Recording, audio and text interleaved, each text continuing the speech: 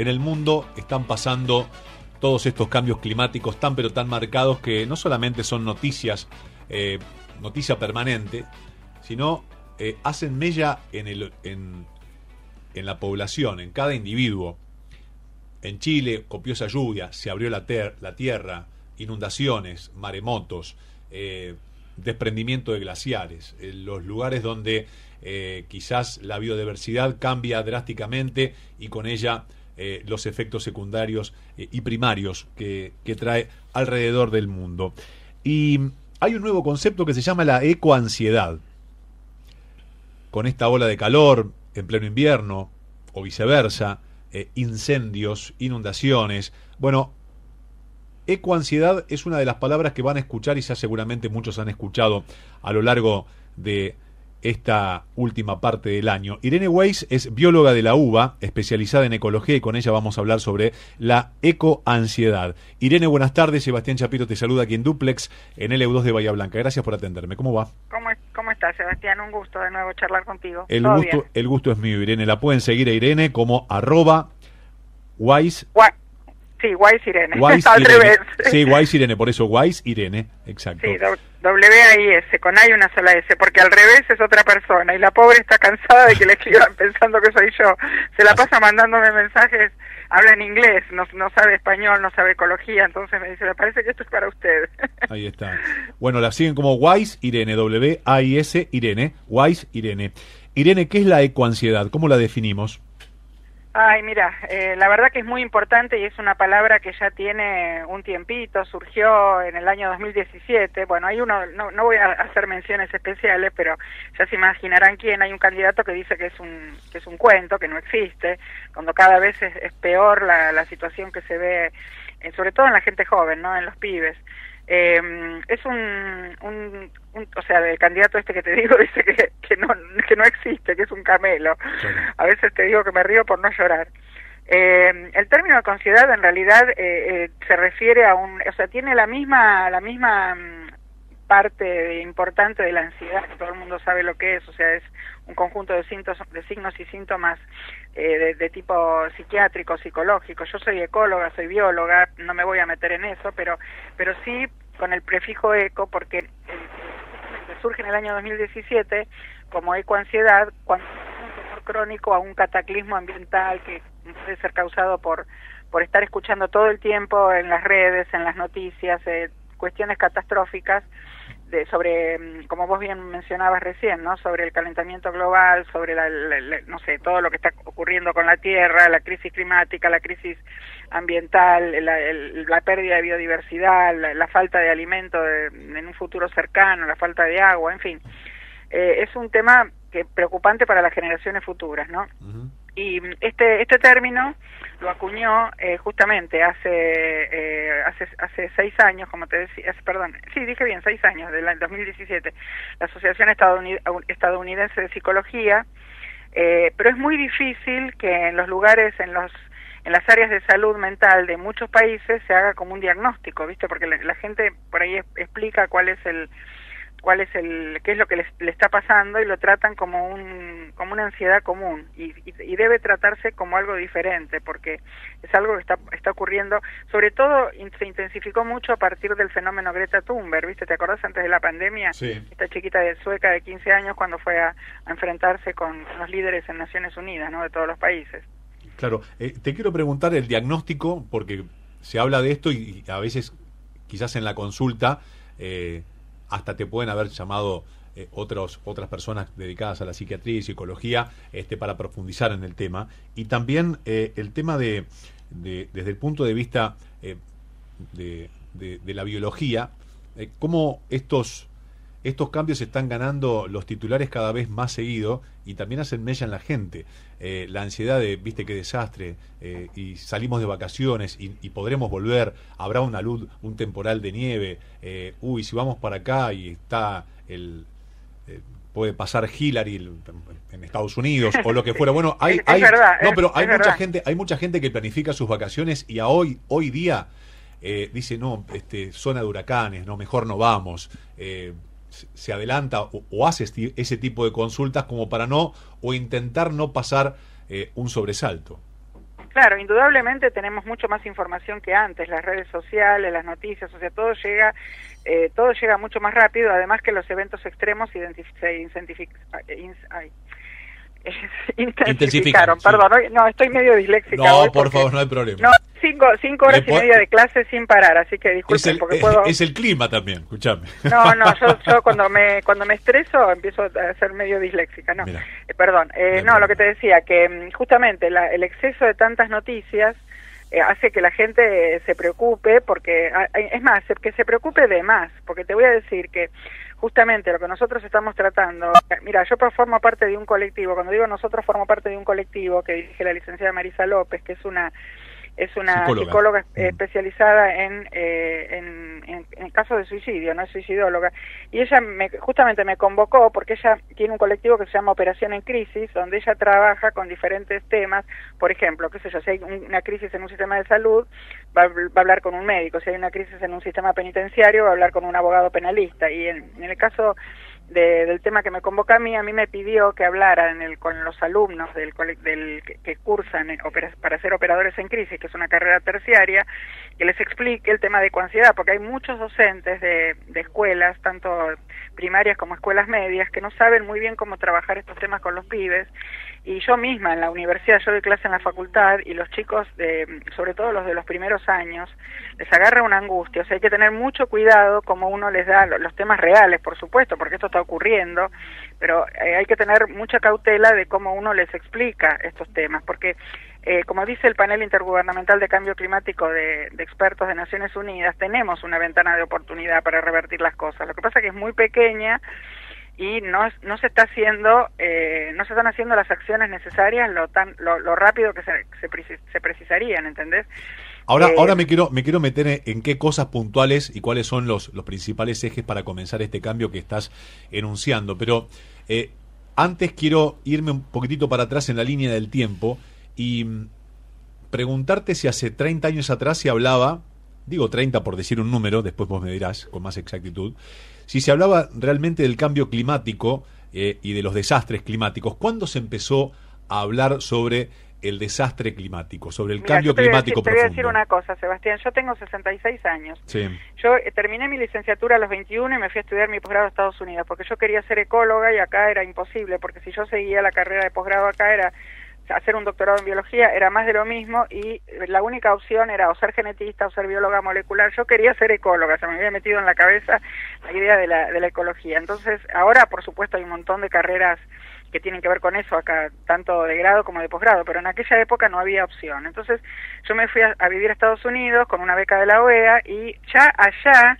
yo empecé a escuchar, o sea, por supuesto, después pasaron muchas cosas, en el medio vinieron los padre e hijo Bush, después Trump y un montón de negacionistas, ¿no?, a toda esta cuestión, pero en general los republicanos son negacionistas, pero ya los demócratas hablaban o sea, los científicos viste que allá tienen dos partidos políticos principales, ¿no? Entonces, sí. Los que se alineaban con los demócratas, todos ya hablaban, con Al Gore a la cabeza y unos cuantos más, ya hablaban de cambio climático. Pero yo imagínate, cuando yo llegué acá, cuando volví, me acuerdo fue principios del 82, cuando estalló la guerra de las Malvinas, me miraban como si yo fuera un extraterrestre hablando de estos temas, ¿viste? O sea que nosotros ya sabíamos allá de todo esto. El tema es que acá nadie nos daba bola, la verdad. Y la cuestión era que tampoco había redes sociales, tampoco había internet, ni hablar. Ahora con internet la gente se entera de todo, ¿viste? En aquella época, primero que tenías que esperar que te llegue una noticia de otro país por cable coaxial. Creo que ni siquiera había comunicaciones satelitales, qué sé yo, ya no me acuerdo, pero lo que venía de otros lugares no es como ahora que al toque vos te enterás de lo que está pasando en cualquier lugar del mundo, ¿entendés? Entonces ahora sí es cierto que se están haciendo más problemáticos los eventos extremos. Yo te decía que el panel de expertos de Naciones Unidas dicen que todavía no llegamos a lo que ellos llaman en inglés el tipping point, que es el punto de no retorno.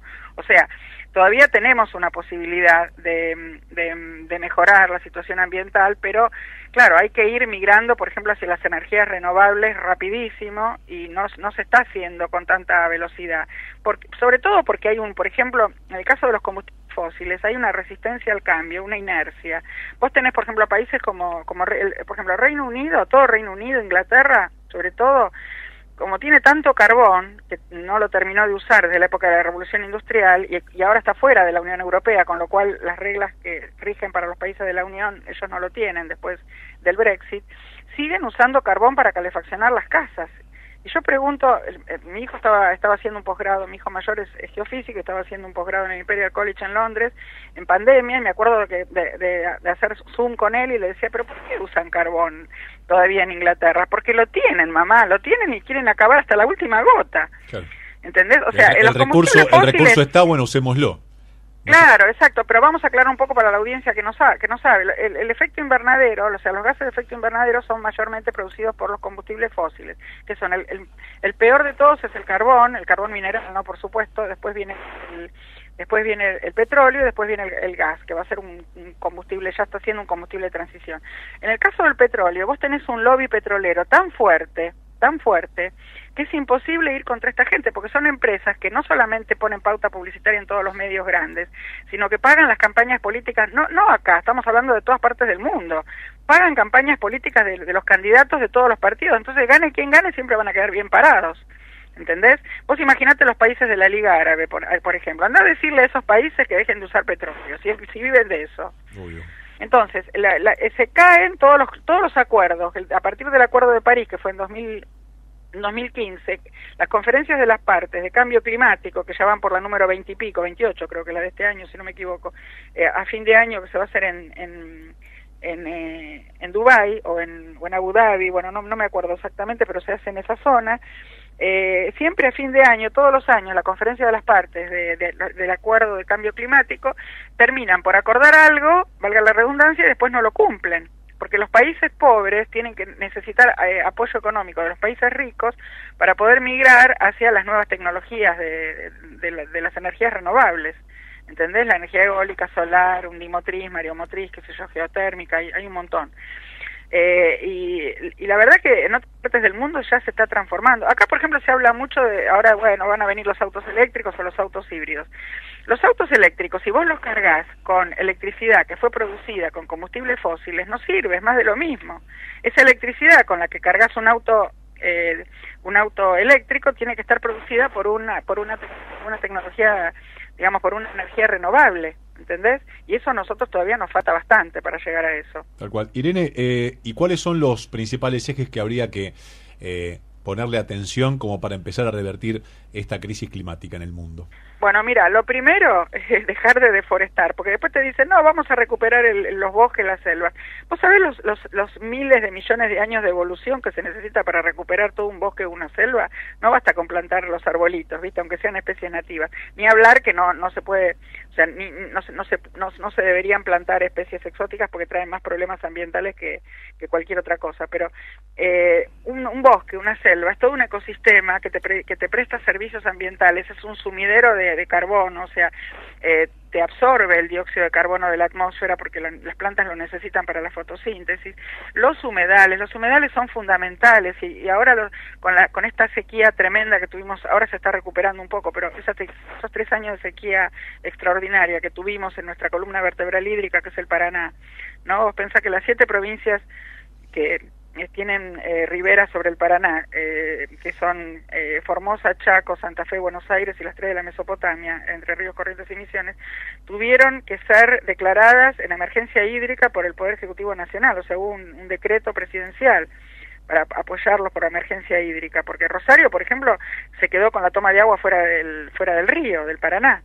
Entonces, cuando el agua te sobra no tenés problema, pero cuando el agua falta hay que empezar, esa es la segunda cosa que lo diría como consejo, hay que empezar a mirar los modelos de producción, porque acá cuando se trajo la soja, por ejemplo, yo me acuerdo en los años 90, el director de mi tesis, que ya falleció, el doctor Argentino Boneto, que era un investigador superior del CONICET santafesino, él le aconsejó a través del CONICET al gobierno nacional que no dejara entrar la soja a la Argentina, porque tomaba mucha agua, o sea, produce un gran estrés hídrico. La soja te toma una cantidad de agua tremenda y cuando vos la vendés como commodity, digamos, cuando se la vendés a China, por ejemplo, no la estás vendiendo por el agua que tomó, sino la estás vendiendo como por el peso que tiene, o por el poroto, por lo que sea, por el aceite, no sé. El tema es que la soja te toma una cantidad de agua del terreno. ¿Vos pensás por casualidad, Sebastián, que los chinos con la cantidad de territorio enorme que tienen, no tienen lugar para plantar soja. Vos fíjate que ellos usan soja para todo. La vienen a buscar acá porque acá... Pero igual, no les importa pagar 3 veces lo que cualquier otro cereal, por ejemplo.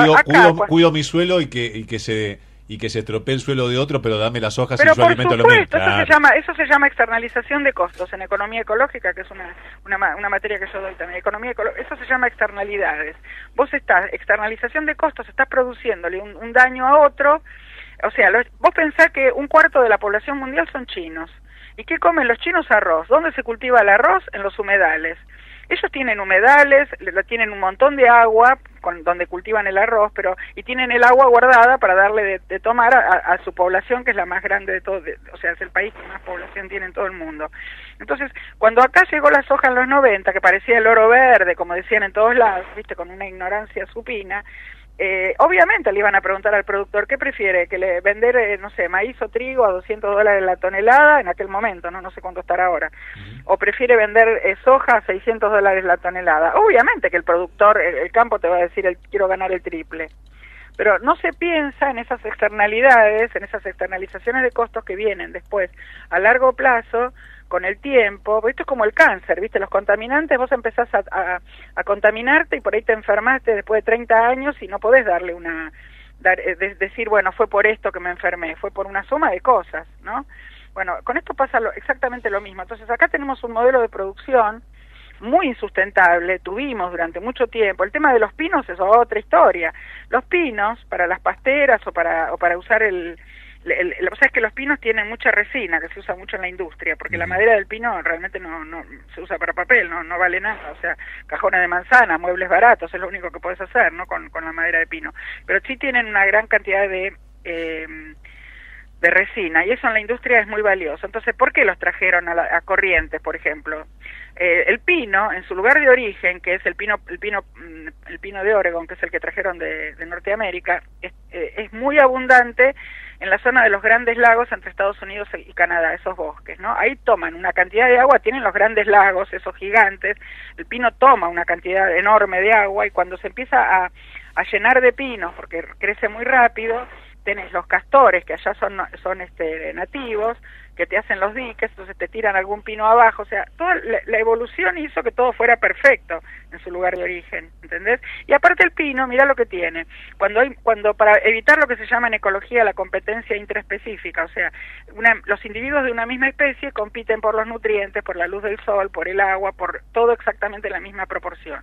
Entonces, cuando un pino cae una semilla cerca de la planta madre, por ejemplo, uno de los dos se incendia, por eso tienen resina.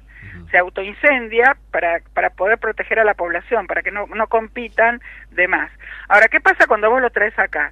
No solamente no hay castores, que ya bastante desastre hicieron en Tierra del Fuego, sino que además esa resina, cuando se prende en fuego, no tiene el agua, porque no están tan cerca del río Paraná, y cuando el río Paraná encima está seco, no tenés ni siquiera los afluentes, ¿entendés?, para apagar la resina. Y encima, para colmo, los pinos estaban muy cerca de estos campos que prendieron fuego, estos humedales secos que rellenaron para, qué sé yo, para hacer feedlots, no sé para qué. ¿Entendés? Entonces, no se piensa, no se consulta a los ecólogos. Ningún gobierno, y esto no es solamente de la Argentina, pasa en unos cuantos países, no se consulta a los ecólogos. No se nos consulta, se nos mete en la misma bolsa que, con todo respeto, que la gente de Greenpeace, por ejemplo, o que otros grupos ecologistas. El ecologista es una persona que hace conocer el problema, pero no tiene las herramientas necesarias y suficientes para resolverlo, como lo tenemos los ecólogos, que somos científicos. Tal cual. Irene, eso es lo que a mí más me preocupa. Sí. Y dentro de las energías se habla mucho del litio. ¿Qué opinión te merece de cara al futuro y como commodity de la Argentina? El litio, la verdad que para la transformación energética es importante el litio. Lo que pasa que con el tema del litio, el litio se necesita para las baterías, ¿no? Mayormente, porque si vos esa energía renovable no la conservas, o sea, vos pensás que el litio, hay una confusión también a nivel general, el litio no produce energía, el litio la conserva, es para el material para hacer las baterías, es una sal, sobre todo, por ejemplo, carbonato de litio. Ahora, cuando vos lo extraes, el carbonato de litio, con lo que necesitas es eso, estás contaminando por ahí el cloruro de sodio que se extrae de ese mismo lugar. Entonces, hay que hacer algún tipo de acuerdo con los pueblos originarios que viven de la extracción del cloruro de sodio, que es la sal de mesa, para que no se, o sea, ni que la industria contamine el trabajo de los pueblos originarios, ni que los pueblos originarios tampoco estén todo el tiempo peleando contra las empresas. O sea, yo creo que hay que respetar, esa es mi postura personal, mi opinión personal es que hay que respetar a los pueblos originarios, que ellos no te dicen no extraigan litio, pero sí es cierto lo que ellos dicen, que el litio, que el agua vale más que el oro, que el litio, que cualquier otra cosa. O sea, hay que pensar en la sustentabilidad y no dejar entrar a una empresa que lo único que le importa es llevarse el material y dejar lo que se llama un pasivo ambiental tremendo, que después lo sufre, otra externalidad, ¿ves? Que después lo sufre la comunidad que vive en ese lugar. Tal cual. Mira, apareció justamente a partir de esto que vos me preguntás del litio, apareció un concepto que tiene bastante que ver con la ecoansiedad, que era la cuestión por la cual vos tu productor Franco me convocó, que fue el tema de la ecoansiedad. Hay un neologismo, una palabra nueva que surgió, que se llama solastalgia, ¿no? La solastalgia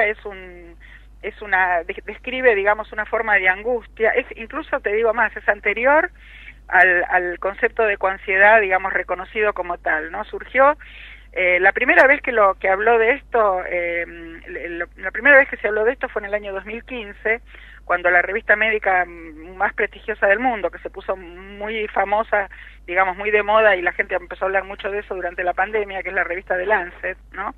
Donde se publican los papers más digamos, más importantes. The Lancet incluyó la palabra solastalgia como un concepto que contribuía, digamos, al impacto del cambio climático en la salud o el bienestar de los seres humanos. O sea, es como te decía, un neologismo que describe esa angustia, el estrés mental, el estrés existencial que es causada por el deterioro ambiental, ¿no? Y la gente, cuando vos le preguntás, te dice, bueno, sí, estoy preocupado por el cambio climático, por los eventos extremos, por las sequías, por los extractivismos de la minería, que no tienen en cuenta. Fíjate que la mayoría de las empresas multinacionales extranjeras que te vienen a extraer minerales y dejan el pasivo ambiental, usan mucha agua en los diques de cola, en lugares donde el agua es escasa, como en algunos lugares de la cordillera norte, no digamos, una cosa en nuestro país es la cordillera, podría decirse, de Cuyo hacia el norte, y otra de Cuyo hacia el sur. De Cuyo hacia el sur vos tenés mucha agua en la cordillera, pero de Cuyo hacia el norte el agua es muy escasa, en provincias como, por ejemplo, como Catamarca, como La Rioja, ¿no? San Juan mismo. En San Juan, mira, en la época de Menem se hizo un acuerdo, se tuvo que cambiar el código de minería, y con Frei Hijo, del otro lado de la cordillera, de los chilenos, le entregaron un tercer país, porque literalmente es así, un tercer país, porque nadie podía entrar, ni la Argentina ni Chile, arriba de la cordillera, para extraer, donde está la Barrick, ¿no? Para extraer minerales. O sea, la comunidad se opuso, y bueno, los gobernadores hicieron lo que quisieron, ¿entendés? Tal cual. Así que nada, bueno, este término que te decía, solastalgia, lo incluyó, la revista de Lancet lo reconoció en el año 2015, pero ya 10 años antes, ya un filósofo en el 2005, un filósofo, no me acuerdo la nación de este hombre, pero que se llamaba Albrecht, creo que era alemán, le dijo que, bueno, dijo, vamos a hablar de solastalgia, porque, bueno, hay una raíz latina, el solasium, que es una palabra que quiere decir comodidad, y la raíz griega algia, que quiere decir dolor. Viste que todo lo que termina en algia es dolor, neuralgia o lumbalgia, qué sé yo. Ahí estuve buscando la nacionalidad de Albrecht para decirte. No, era un australiano, perdón. Mira. Bueno, y ya en el 2005 ya él hablaba de ese neologismo, ¿no? Así que la verdad es que basta con leer un poco, con interiorizarse, con preguntarle a los ecólogos, como te digo. Así que yo la verdad que me siento muy frustrada, ¿viste? Después de haber estudiado, no sé, 6 años de carrera de grado, más 4 en el primer posgrado, más otro año y medio más de un posgrado en evaluación de impacto ambiental que hice en la Universidad Nacional Autónoma de México con otra beca de la OEA. Digo, ¿para qué 10 años o 11 años de carrera universitaria para que nadie me consulte? Claro, nunca una consulta, y aparte una consulta que te puede... Nunca no, pero digamos, te consultan. Cuando vos decís lo que no quieren escuchar, sí, una no te dan bola, claro, esa es la realidad. A eso voy, una consulta que después derive en una consecuencia que se plasme en la realidad. Eso, claro.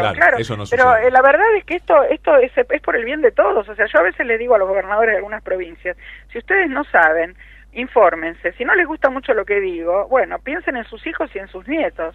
Porque el tema es que, te digo, el tema del agua, cuando yo iba al colegio, a mí me enseñaban que era un recurso natural renovable en tercer grado, ¿viste? Cuando te enseñan el ciclo del agua. Pero ahora el agua cada vez es más escasa. O sea, a ver, el ciclo a nivel mundial es el mismo, no es que el agua desaparece. Lo que pasa es que está dentro de los cultivos que nos comemos, porque la población, dentro de nosotros mismos, porque la población mundial es cada vez mayor. Tal cual. ¿Entendés? Entonces toda esa agua va a parar a lugares que donde no es extraíble. ¿Cómo le vas a sacar el agua a un cadáver cuando se muera un ser humano? Claro, o un animal. Sería digno de una película para Netflix. Irene, tengo noticias, son las 4 de la tarde, te quiero agradecer infinitamente que me hayas... Escuché el top indicó las 4 de la tarde, me voy a las noticias, te quiero agradecer infinitamente que nuevamente me hayas atendido. Es un placer y un lujo tenerte. Llámenme cuando quieran, con mucho gusto. Es un placer. La pueden seguir como Wise Irene, W-A-I-S, Wise Irene, así la siguen en las redes. Sí, en Instagram. Estoy en todas las redes, pero en Instagram justamente estoy al revés. En las demás estoy como con mi nombre y apellido, pero cuando me sumé a Instagram ya estaba ocupado, así que soy Wise, W-A-I-S, Irene, todos juntos. Así que bueno, muchas gracias. Un abrazo a la distancia, gracias por atenderme. Un abrazo, chao. Wise Irene, así la siguen, bióloga de la UBA, especializada en ecología, una de las referentes a nivel latinoamericano y mundial sobre este tema. Acaban de escuchar una número 1 del mundo.